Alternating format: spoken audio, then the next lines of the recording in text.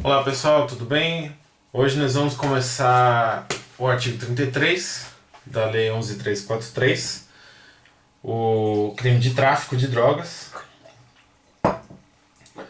No último vídeo nós falamos do artigo 28, os artigos 29, 30, 31, 32 tem baixa incidência nos concursos, por isso nós nem vamos falar sobre eles agora. Na véspera da prova você dá uma lidinha e tá tudo certo, tranquilo.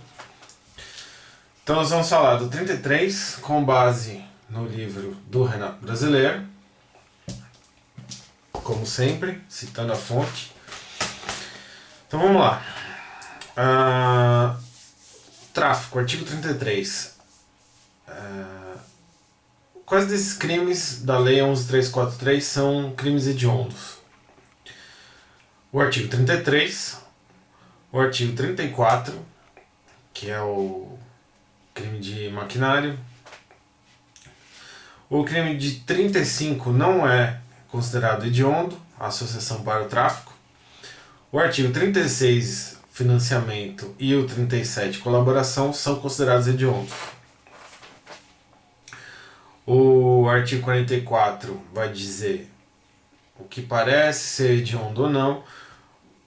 A contrário senso, a gente consegue entender que não é hediondo o 28, o 33, parágrafo 2º, auxílio ao uso, o 33, parágrafo 3º, o uso compartilhado, o 38, a prescrição ou ministração culposa, e o 39, a condução de embarcação ou aeronave após o uso. O artigo 35, que seria talvez o mais polêmico, depois nós vamos falar do 33, parágrafo 4º, mas por enquanto vamos focar no 35, associação para o tráfico.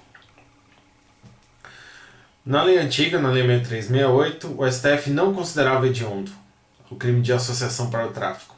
Por isso, por uma interpretação histórica do artigo 35, não se considera também o crime de associação um crime hediondo. Existe alguma controvérsia, mas vem prevalecendo de que não. E o 33, parágrafo 4º, a causa de diminuição de pena, o chamado tráfico privilegiado. Lembrando que não é um privilégio, mas é uma causa de diminuição de pena, mas você encontra até acórdãos importantes com o nome tráfico privilegiado. É hediondo ou não? A posição até então do STJ e do STF é de que sim, é hediondo. Tem até a súmula 512 do STJ. A aplicação da causa de diminuição de pena prevista no 33, parágrafo 4º da Lei 11.343 não afasta a hediondez do crime de tráfico de drogas. Mas, recentemente, junho de 2016, o STF decidiu no HC 118.533 que a aplicação de causa de diminuição de pena afasta a hediondez do crime de tráfico. Ou seja, houve um overruling, de modo que, se a aplicação da causa de diminuição de pena, não deverá incidir o regime da lei dos crimes hediondos. Então, a progressão de regime, a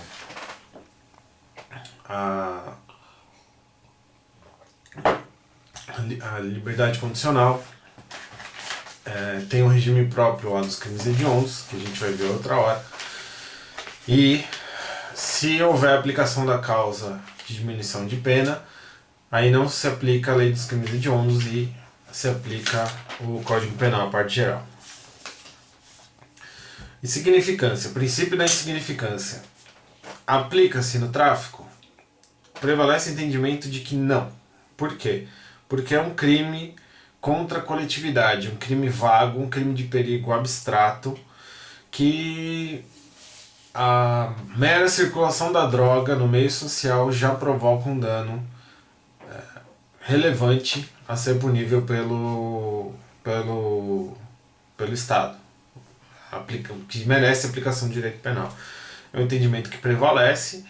Claro que você vai encontrar um julgado ou outro nesse sentido, e dependendo da prova que você for fazer, se for fazer prova de defensoria, você tem que sustentar que há o cabimento da aplicação no tráfico de pequena quantidade de droga.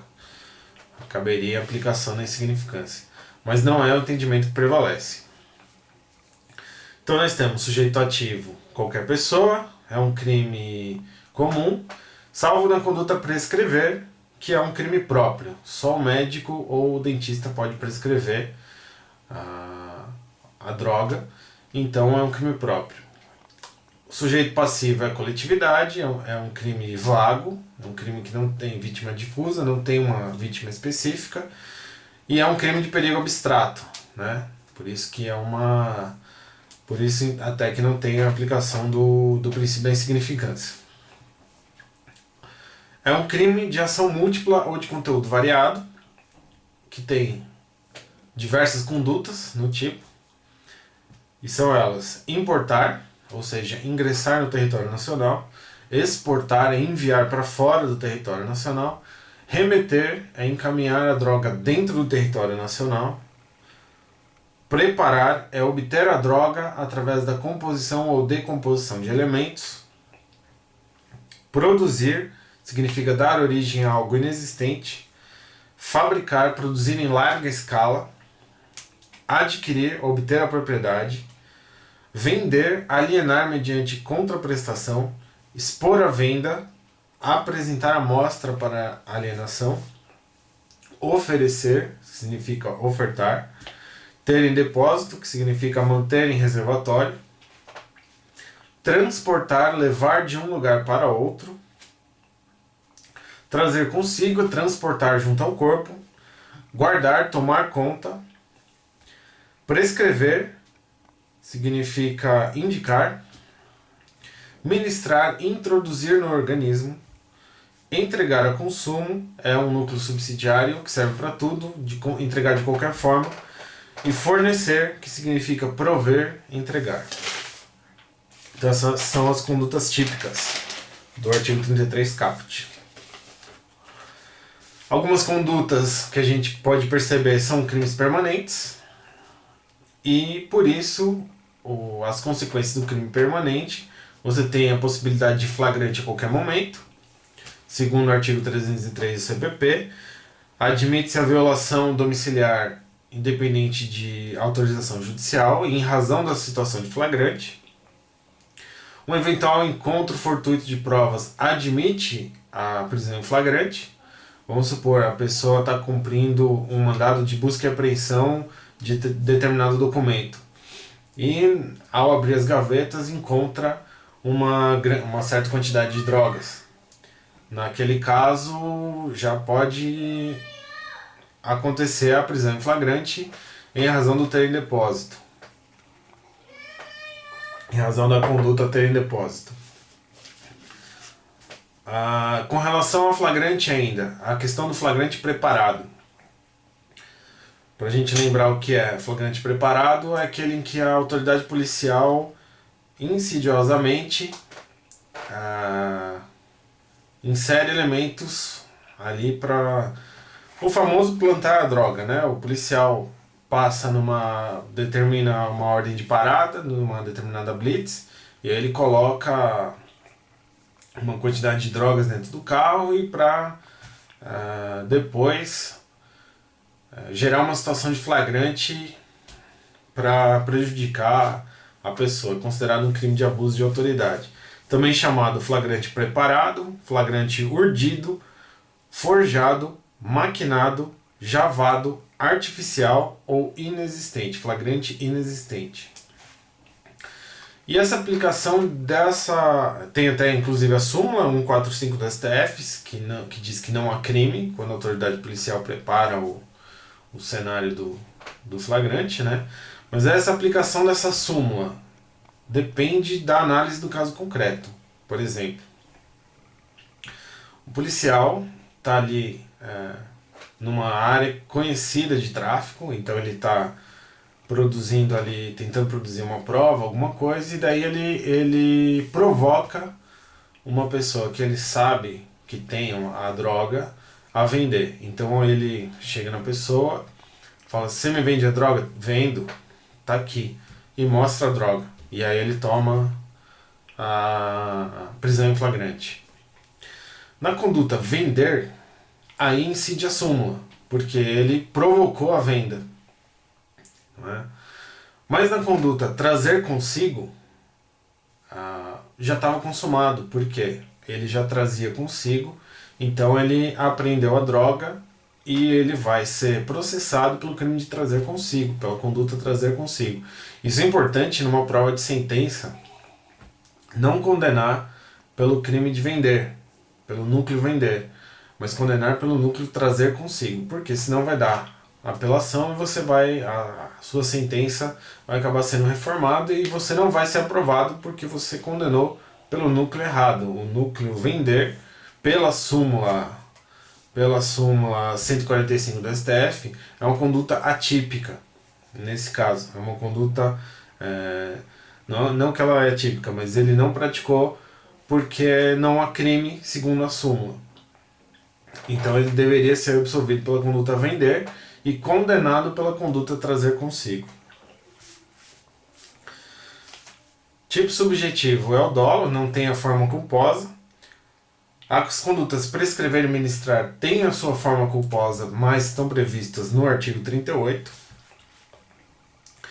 E não precisa, o dolo dispensado de finalidade especial, não precisa qualquer finalidade, não precisa ter intuito de lucro, não precisa ter nenhum elemento subjetivo específico, basta você praticar as condutas com qualquer intenção. Diferente do uso, né, do artigo 28, que a finalidade especial é para consumo. Né? Então agora vamos para o parágrafo 1º, condutas equiparadas. O parágrafo 1º é entendido como um soldado de reserva. São condutas subsidiárias. E o entendimento do STF é que se praticadas essas condutas no mesmo contexto, ocorre a absorção dos crimes pelo caput. Então vamos lá, inciso 1 é o tráfico de matéria-prima, insumos ou produtos químicos. O inciso 2 é o cultivo de drogas.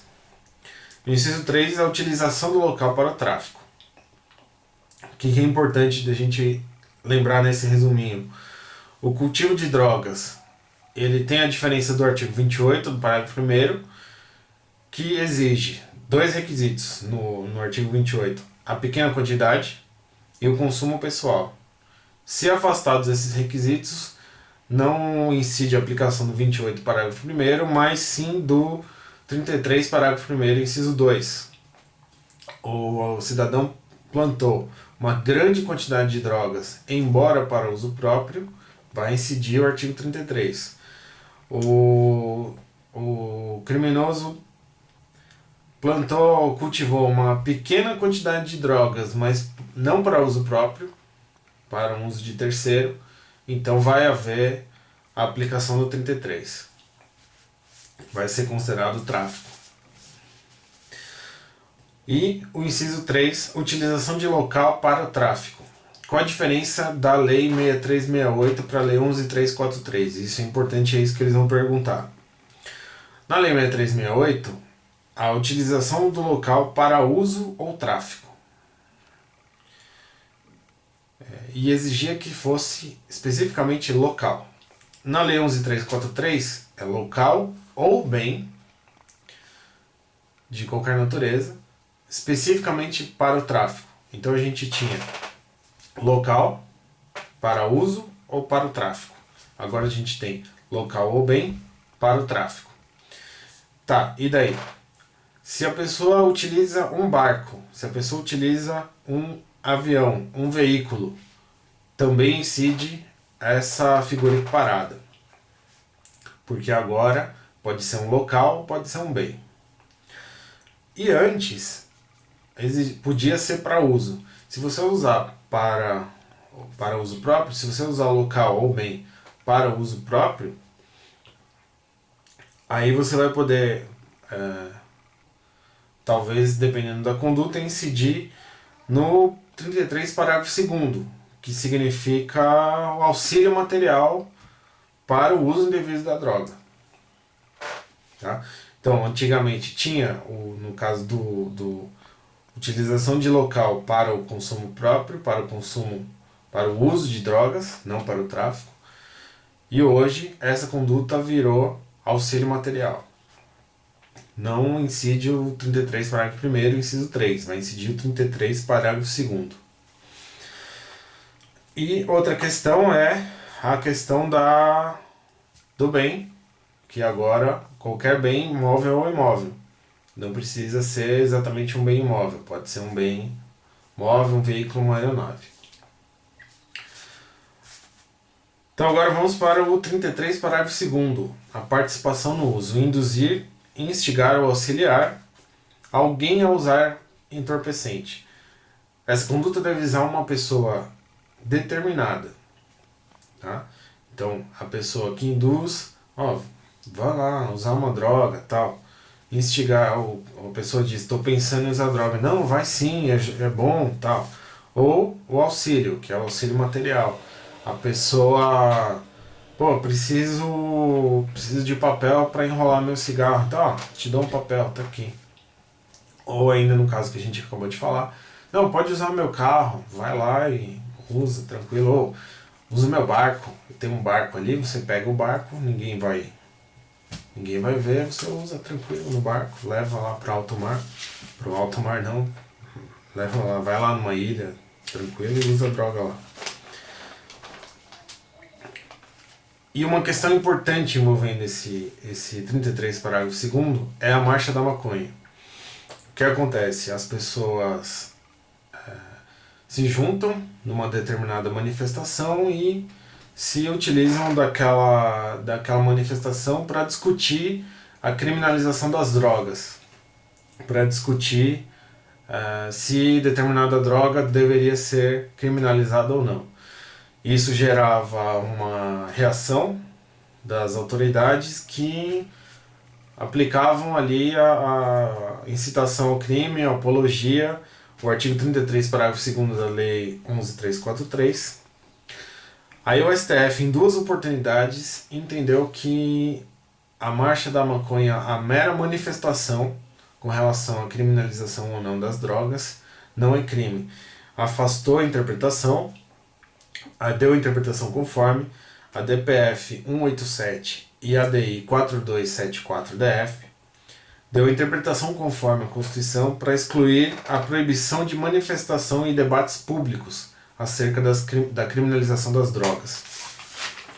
Então a pessoa pode se manifestar, a pessoa pode ir na marcha da maconha, mas, lembrando sempre, né, a marcha da maconha em si, a manifestação política, a manifestação com relação à criminalização ou não de determinadas drogas, não é crime. Mas o uso dessas drogas durante a manifestação, aí já não. Quer dizer, não, essa posição do STF, essa interpretação conforme, não é um salvo-conduto para praticar o tráfico, para praticar o crime do artigo 28. É uma permissão, uma possibilidade de se manifestar publicamente a respeito de determinada criminalização de certas drogas. Tá? E a questão da cessão gratuita. A cessão gratuita e eventual de drogas para consumo partilhado. Era uma questão controversa na Lei 6368. Era uma questão controversa. Se entendia, poderia se qualificar como uso, poderia se enquadrar como tráfico, e era um entendimento majoritário de que era tráfico. Ou seja, para a gente entender melhor essa figura, a pessoa, um casal, vamos supor, um casal de namorados, o namorado consegue arrumar droga e ele repassa essa droga para sua namorada, para eles juntos consumirem a droga. Entendimento predominante de que era tráfico. Ele está cedendo, ainda que gratuitamente, a droga. Então houve um entendimento de que é um novatio legis in melius, quer dizer, uma lei mais benéfica. Por quê? É uma modalidade especial de tráfico com uma pena menor. O núcleo é oferecer, ofertar, entregar, e ele exige alguns requisitos. Quais são? A eventualidade, quer dizer, não pode ocorrer com habitualidade, tem que ser de vez em quando. Não pode ter lucro, tem que ter ausência de lucro, então tem que ceder gratuitamente. Tem que ser uma pessoa do seu relacionamento, alguém conhecido, não pode ser um desconhecido que eu achei na festa. E o consumo partilhado, quer dizer, para tanto o agente quanto a pessoa com quem está sendo entregue vão consumir a droga. Então não pode ser assim, não, pega a droga e vai lá longe usar que eu não quero. Não, isso é tráfico. Então é para juntos consumirem. O ônus da prova é da acusação, de dizer se houve ou não essa figura especial. E se a defesa pedir a desclassificação, quer dizer, o Ministério Público ofereceu denúncia por tráfico do caput. E a defesa vem e fala, não é o caso do caput, é o caso do uso partilhado, do consumo partilhado, do parágrafo 3º. Aí a defesa está pedindo a desclassificação. Aí o ônus da prova passa a ser da defesa. O sujeito ativo é um crime comum. E o sujeito passivo também é a coletividade. Alguns doutrinadores ainda citam que também é o sujeito passivo a pessoa a quem se ofereceu a droga.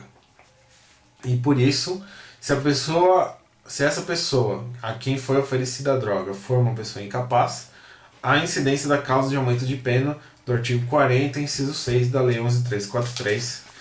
E aí se aplica o mesmo raciocínio do estupro de vulnerável e o princípio da proteção integral da criança e do adolescente.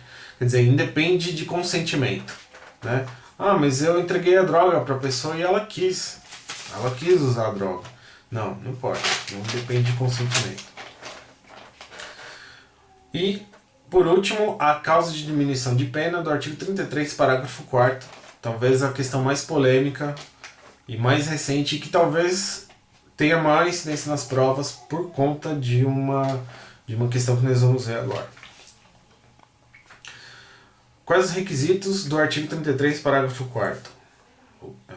O réu tem que ser primário, quer dizer, não reincidente, ou seja, aí você vai achar o artigo 63 do Código Penal, e pode ser tecnicamente primário, quer dizer, com o prazo depurador da reincidência. Passou 5 anos do cumprimento da pena, e aí ele é tecnicamente primário.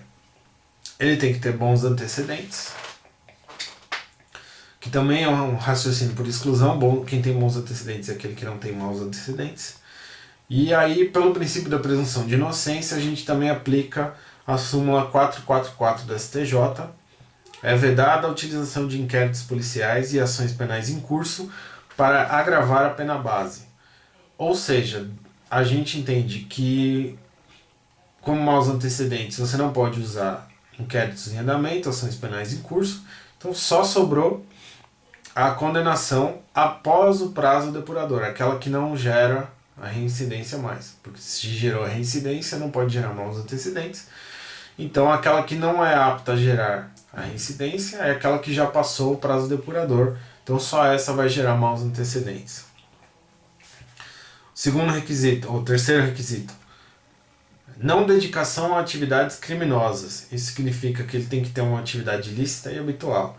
Na verdade, o que se entende é que na verdade é um prêmio, vamos dizer assim, para aquela pessoa que está começando a entrar no mundo do crime pela porta das drogas. Então ele está pensando, pô, será que vale a pena, não sei o quê. Então ele tá dando uma chance, ó, vamos diminuir a sua pena, nós vamos te dar um tratamento diferenciado porque você não é você não é um criminoso, não é um criminoso habitual, e nós vamos te dar uma chance para você se reabilitar e não voltar a praticar isso de novo, né? Então por isso que ele não pode ter maus antecedentes, não pode ser reincidente e ele não pode se dedicar a atividades criminosas. Quarto requisito, não integrar organização criminosa. Organização criminosa é um conjunto de 4 ou mais pessoas como estrutura ordenada e organizada em divisão de tarefas, com o objetivo de obter vantagem mediante cometimento de infrações penais de pena superior a 4 anos ou de caráter transnacional. O que isso significa? Se a pessoa integra essa organização criminosa, se ela está inserida nessa divisão de tarefas, então ela não pode receber a causa de diminuição de pena. E aí vem a questão mais polêmica, que é a mula do tráfico. O que é a mula do tráfico? É aquela pessoa que foi contratada ali, eventualmente, para carregar uma certa quantidade de drogas e entregar para determinada pessoa. Então, por exemplo, a pessoa pegou um carregamento de drogas no estacionamento do aeroporto, vamos supor Guarulhos, e colocou dentro da mochila e foi embarcar num avião com destino a Lisboa, por exemplo. E aí foi orientada, no estacionamento do aeroporto você vai entregar para uma pessoa assim, assim, que está com um carro assim, assim. E nada mais. Essas são as informações que a pessoa tem. Entrega isso, não faça perguntas, no final eu te pago. Beleza. A pessoa sabe o que ela está fazendo, a pessoa sabe que aquilo é droga, a pessoa sabe que ela tem que entregar a droga para determinada pessoa e ela sabe que ela faz parte de uma engrenagem, que ela é uma engrenagem de uma organização maior. Né? Ela faz parte daquilo. Então essa pessoa, ela integra ou não integra organização criminosa? A posição do STF em 2012 foi no sentido de que não aplica a causa de diminuição de pena, o HC 101.265. Essa pessoa faz parte da organização criminosa, ela é uma peça importante e a organização criminosa só consegue fazer esse tráfico com a utilização de pessoas como essas mulas. Né? É só assim que essa organização consegue funcionar. Um entendimento mais recente, o STF 2014, HC 124.107, primeira turma, eles entenderam o seguinte: o exercício da função de mula, embora indispensável para o tráfico internacional, não traduz, por si só, adesão em caráter estável e permanente à estrutura de organização criminosa. Isso significa que está faltando um requisito de estabilidade, de permanência. A pessoa entra no aeroporto, pega a droga, leva no avião, volta, entrega lá onde ela tinha que entregar, volta, acabou a estabilidade, acabou a permanência. Não tem. Então, por isso, não há aplicação do requisito a pessoa não integra a organização criminosa, e aí seria possível aplicar o 33, parágrafo 4º. Eu encontrei um acórdão do STJ em 2016, no mesmo sentido, HC 318.594. Então parece que o entendimento vai se encaminhando nessa toada, e dependendo do concurso que você for fazer, Ministério Público, por exemplo, você sustenta que não pode aplicar a causa de aumento. Se for magistratura e defensoria, segue o STF e o STJ no posicionamento mais recente. Se não for, você recorre. Se não for esse o gabarito, você recorre junto a esses dois acordos. Quanto aos requisitos, quem deve provar a existência desses requisitos ou não? É a acusação que deve provar, por conta do princípio da presunção de inocência. A gente presume que aquela pessoa tem bons antecedentes, a gente presume que aquela pessoa não integra organização criminosa. Então o Ministério Público, a acusação, vai juntar provas de que aquilo faz parte de uma organização criminosa, de que aquela pessoa é uma peça importante, que tem estabilidade, que tem permanência, né, para poder aplicar, para poder deixar de aplicar a causa de diminuição de pena. E é um crime hediondo ou não? Isso nós já falamos no comecinho, mas vamos falar de novo porque é importante. O STF e o STJ entendiam que é hediondo. O STF, em 2014, RHC 114.842, é hediondo. E o STJ Súmula 512. A hediondez, a causa de diminuição de pena não afasta a hediondez do crime. Em 2016, o STF reviu a sua posição, houve um overruling, HC 118.533, o crime, o chamado tráfico privilegiado, não é hediondo. Tráfico privilegiado entre aspas, né? Sempre lembrando que não é um privilégio, é uma causa de diminuição de pena. Quais as consequências de deixar de ser hediondo? O condenado passa a ter direito à anistia, graça e indulto. A concessão de livramento condicional depende do cumprimento de 1/3 da pena, ou de metade, se for reincidente, ao invés daquele de 2/3 da lei dos crimes hediondos. E a progressão de regime é de 1/6, e não 2/5 e 3/5, como na lei de crimes hediondos. Outra questão importante, já um pouco mais batida, é a conversão em pena restritiva de direito, em PRD. O artigo 33, parágrafo 4º dizia ali: é vedada a conversão em penas restritivas de direitos. O STF declarou essa expressão inconstitucional no HC 97.256 e o Senado publicou a resolução número 5 de 2012 suspendendo a eficácia. Então, se atender o artigo 44 do Código Penal, é possível converter a pena em restritiva de direitos. E uma última questão importante é com relação à aplicação retroativa dessa causa de diminuição de penas e a súmula 501 do STJ. O que ocorre? A Lei 6368 tinha a pena de 3 a 15 anos sem a causa de diminuição de pena.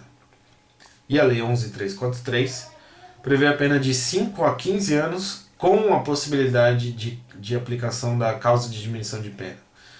Então a Lei 11.343 é mais gravosa, mas ela admite uma causa de diminuição de pena.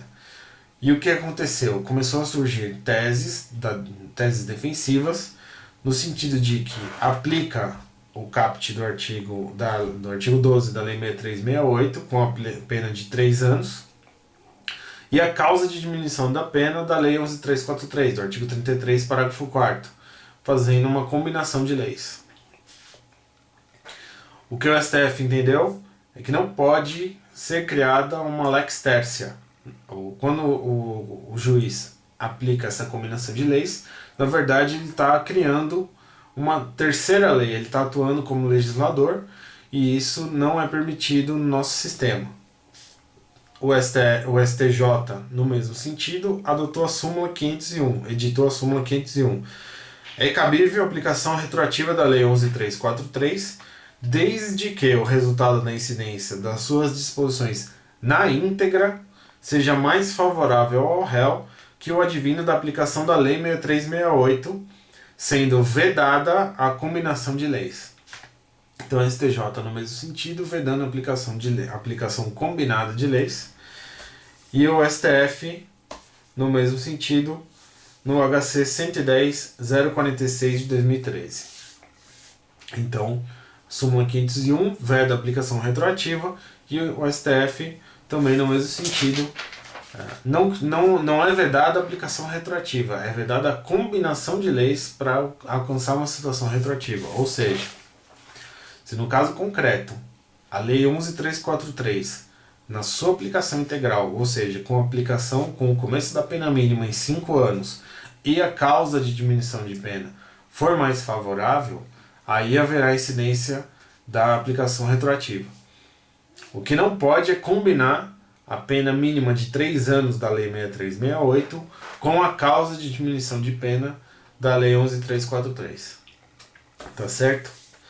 Bom, terminamos o artigo 33. Aqui o que tem de mais importante, tem de mais relevante para a gente falar, não é para esgotar o assunto. Uma dica importante que eu acho bem relevante para a gente fazer prova de segunda fase é levar a Lei 6368. Eu já fiz alguns concursos em que pedi a aplicação de lei já revogada. Por exemplo, fiz um concurso na magistratura de São Paulo, eles pediram era um caso de uma herança na vigência do código de 1916. E eu não tinha o código na mão. Quem tinha, quem levou, conseguiu resolver mais ou menos a prova e acabou sendo aprovado. Eu não fui aprovado nesse porque eu não tinha o código de 16, nem lembrava mais de como era a aplicação da herança nesses casos, então acabei tendo problemas. Vai fazer uma prova de penal, leva a lei 6368, leva algumas versões da lei de crimes hediondos nas versões revogadas, nas alterações. Sempre é bom ter, sempre é bom sobrar material nesse tipo de prova.